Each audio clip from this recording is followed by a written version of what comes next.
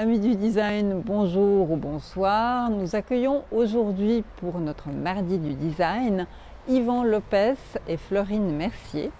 Ils sont architectes EPFL et ils ont aussi fondé Progeco Architectes qu'ils dirigent. Cette entreprise prône donc une architecture contextuelle. Ils vont nous expliquer de quoi il s'agit.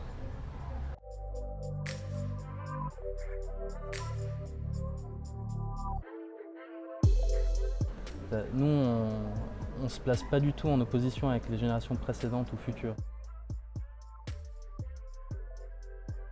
Nous, on s'inscrit dans la longue durée. Dans la longue durée, on voit qu'on est des très petites choses. Donc le but, c'est simplement d'être contextuel, de voir ce qui nous entoure, dans quoi on s'inscrit, d'agir dans ce contexte actuel et pas entrer en opposition et de se catégoriser comme génération Next Generation Design, donc la prochaine génération.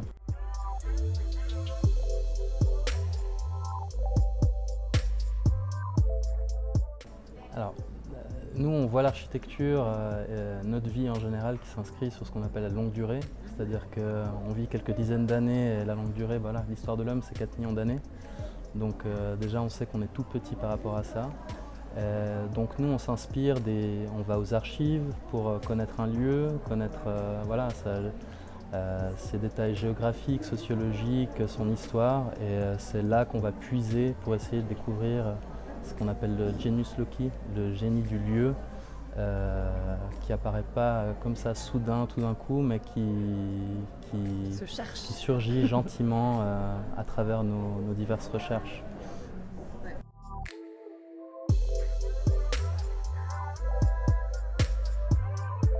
Parfois, on va pouvoir trouver le genius loci dans la topographie du lieu, dans l'histoire du quartier, dans le bâtiment, dans son architecture. C'est pas toujours la même boîte qu'on va ouvrir pour trouver le génie du lieu.